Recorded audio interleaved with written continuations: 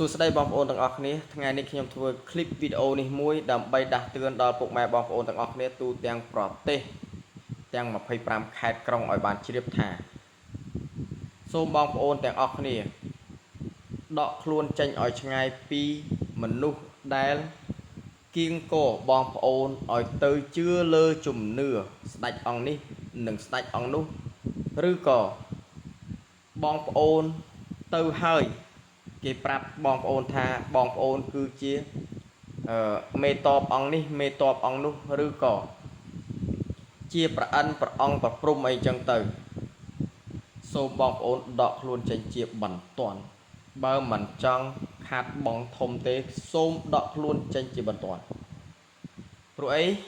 ខ្ញុំមានបទពិសោធន៍ច្រើនណាស់ពាក់ព័ន្ធជាមួយនឹងក្រុមអស់នោះមិនត្រឹមតែប៉ុណ្ណោះពួកខ្ញុំដកខ្លួនចេញអស់ហើយ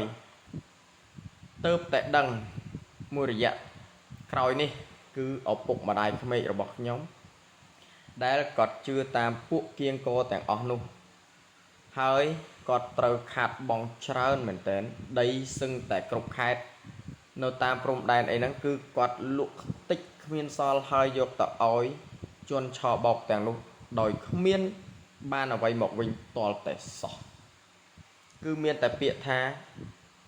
ឲ្យលុយតគេគឺដើម្បីធ្វើប្រាសាទខ្លួនឯងសម្រាប់ទៅជាតិមុខឬក៏ជាតិក្រោយតើលុយទាំងនោះគេយកទៅណាខ្ញុំអត់ឆ្ងល់ទេបងប្អូនតាំងពីអ្នកដែលគៀងគរនោះនៅក្រីក្រនៅឡើយខ្ញុំស្គាល់អ្នកដែលគៀងគរនោះគឺនៅក្រីក្រនៅឡើយរហូតដល់អ្នកគៀងគរនោះមានផ្ទះសឹងគ្រប់ទីកន្លែងមានវិឡាមានផ្ទះល្វែងមានភូមិគ្រឹះរហូតទៅដល់មានផ្ទះនៅខាងស្រុកនៅខាងប្រទេសគេផ្សេងទៀតតើបានលុយនោះមកពីណា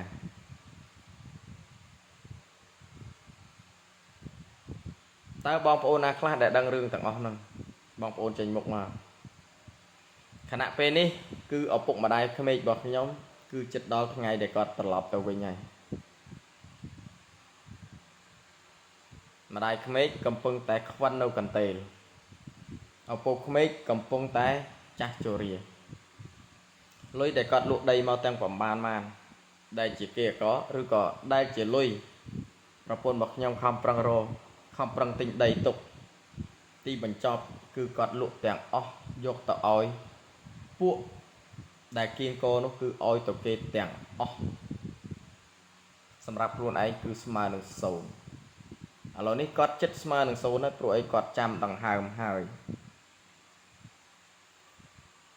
យបងប្អូនមួយចំនួនទៀតបងប្អូននឹងសួរថាហេតុអីបានខ្ញុំមិនដាស់តឿនគាត់ហើយមិនហេតុអ្វីក៏ខ្ញុំមិនរារាំងគាត់ទី1គឺគាត់ប្រៀបដូចជាអ្នកដតីជាមួយនឹងខ្ញុំត្បិតតែគាត់ជាឪពុកម្ដាយក្មេកខ្ញុំពិតប្រាកដមែនទី2គឺជាមនុស្សចាស់និយាយមិនស្ដាប់ជាមនុស្សក្បាលរឹងអញ្ចឹងខ្ញុំអត់ខ្វល់ខ្វាយទេទី3ខ្ញុំមានប្រពន្ធខ្ញុំកូនរបស់គាត់ខ្ញុំបានប្រាប់ឡើងឆ្អែតដូចស៊ីបាយថាថ្ងៃណាមួយពួកគាត់នឹងអស់ហើយពួកគាត់នឹងវេទនាសូម្បីតែឈឺស្កាត់ក៏គ្មានលុយមើលដែរតែគ្រប់គ្នាគឺអត់ស្ដាប់ខ្ញុំទេកូនរបស់ពួកគាត់ទាំងអស់គឺអត់ស្ដាប់ខ្ញុំអត់ដាស់តឿនឪពុកម្ដាយខ្លួនឯងទេគឺមានតែបន្តឲ្យពួកគាត់ធ្វើទៅតាមដំណើរធម្មតាឥឡូវដល់ដំណាក់កាលចុងក្រោយរបស់ពួកគាត់គឺជាដំណាក់កាលរងចាំដង្ហើមលុយកាក់ក៏ខ្វះខាតគាត់កាន់តែវេទនាចុងក្រោយគ្មានអ្នកណាទេគឺក្រុមគ្រួសារខ្ញុំជាអ្នកចេញមុខជួយតដែរពួកខ្ញុំខំរកប្រមាណក៏វាមិនសល់ដែរតែពេលដែលខ្ញុំនិយាយគាត់ស្ដាប់អត់គឺអត់ស្ដាប់ទេមិនត្រឹមតែមិនស្ដាប់ទេជេរម្រាយខ្ញុំបតិចផ្ដាសាខ្ញុំដែលខ្ញុំមិនអោយគាត់ជឿជាក់ពួកគៀងគរទាំងអស់នោះ ខ្ញុំប្រាប់ឲ្យថាពួកវាមិនមែនជាស្ដេចអង្គណាអង្គណីទេគឺជាពួកបោកបញ្ឆោតពួកបោកយកតែលុយទេព្រោះអីអ្នកស្រុកភូមិខ្ញុំនៅខាងកពតនេះចាញ់បោកពួកវានោះគឺតាំងពីមានលុយរហូតដល់ស្លាប់អត់មានមកឈុះដាក់ខ្មោចទៀតខ្ញុំប្រាប់ហើយសួរថាពួកវាដែលសំណោះដល់ពួកគាត់ដែលវេទនាហ្នឹងទេអត់ទេវាដឹងតែម្យ៉ាងគាត់ធ្វើយ៉ាងណាគឺឲ្យបានលុយចូលកប៉ៅពួកវាហើយខ្ញុំនិយាយនេះមិនមែនថាបងប្អូនមិនដឹងទេខ្ញុំជឿជាក់ថា25ខេត្តក្រុងខ្ញុំជឿជាក់ថាបងប្អូនដឹងទាំងអស់ហើយថ្ងៃនេះផងដែរខ្ញុំសូមសំណូមពរដល់រាជរដ្ឋាភិបាលខ្មែរសូមជួយស្រាវជ្រាវរឿងទាំងអស់ហ្នឹងហើយសូមជួយចាប់ជនឆបោកទាំងអស់ហ្នឹងយកមកកាត់ទោសផងដើម្បីប្រជាពលរដ្ឋខ្មែរយើងដើម្បីភាពកក់ក្ដៅរបស់ខ្មែរយើង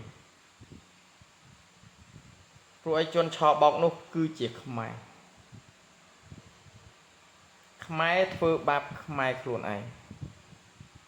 ខ្មែរឆបោកខ្មែរខ្លួនឯងអញ្ចឹងខ្ញុំសូមសំណូមពរដល់ក្រសួងដែលពាក់ព័ន្ធសូមជួយស្រាវជ្រាវពួកគៀងកធ្វើបាបអ្នកក្រទាំងអស់នឹងផងព្រោះអីខ្ញុំវាអស់ពាក្យនិយាយហើយសំបីតែម៉ែឪក្មេកខ្ញុំ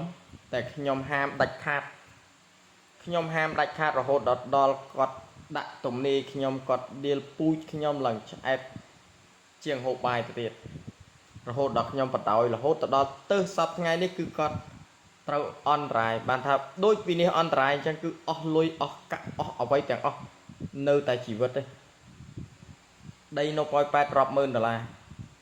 ដីនៅតាមព្រំដែនម្លាយនោះរាប់ម៉ឺនដុល្លារគឺគាត់លក់ហើយអត់បានចែកកូនចែកចៅគាត់ទេគឺចែកតិចតួចបំផុតខ្ញុំប្រាប់ថាដីទាំងអស់លក់ទៅហើយយកលុយដាក់ចូលធនាគារដើម្បីហូបការប្រាក់យ៉ាងហោចណាស់ក៏មួយខែបាន300-400ដុល្លារសម្រាប់ចិញ្ចឹមជីវិតរបស់ពួកគាត់ចាស់ទៅកុំជឿតាមគេកុំយកលុយឲ្យគេកុំបំផ្លាញជីវិតខ្លួនឯងតែចុងក្រោយគឺគាត់ធ្លាក់នៅក្នុងរណ្ដៅមួយហ្នឹងកិច្ចមិនរួចគឺកិច្ចអត់រួចគឺអស់រលីងគ្មានសល់អីទេគឺមានតែជីវិតសំបីតែផ្ទះល្អមិនមាននៅផងគឺនៅដោយខ្ទមគឺនៅដោយផ្ទះខ្ទមហើយជាមនុស្សដែលមានលុយក៏ប៉ុន្តែគឺរស់នៅដោយភាពវេទនាបំផុតនេះហើយគឺជាមនុស្សដែលមិនចេះស្ដាប់នៅអ្វីដែលគេធ្លាប់ជួបអ្វីដែលគេធ្លាប់យល់ធ្លាប់ឃើញធ្លាប់ដឹងធ្លាប់ស្គាល់ច្បាស់លាស់តែគេហៅមនុស្សដែលបំពានទៅលើមនុស្សខ្លួនឯងហើយដោយជំនឿដោយអត់ទំនងអញ្ចឹងខ្ញុំសង្ឃឹមថាខាងក្រសួងដែលពាក់ព័ន្ធសូមជួយស្រាវជ្រាវបុគ្គលទាំងនោះផងហើយបុគ្គលទាំងនោះកំពុងតែឆបោកខ្មែរយើងច្រើនណាស់ជាពិសេសនៅខាងស្រុកម៉ាឡៃជាពិសេសអ្នកចូលតាមផ្លូវគុតសោតចូលមកក្នុងគឺច្រើនណាស់ច្រើនយត់តែមែនតើច្រើនខ្លាំងណាស់ស្ដេចអង្គនេះគេតួអង្គនេះគេស្ដេចអង្គនេះអង្គនោះក៏ប៉ុន្តែប្រជុំម្ដងគឺត្រូវតែមានលុយទៅចូលបនគឺគេយកភាសាបនយកមកបាំងមុខទាំងអស់អញ្ចឹងបងប្អូនដែលបានស្ដាប់ភាសាខ្ញុំនេះសូមបងប្អូនបើដឹងបើឮហើយសូមគិតឲ្យផុតកាន់តែឆ្ងាយកាន់តែល្អកុំជួបកុំស្ដាប់កុំនិយាយជាមួយឲ្យសោះ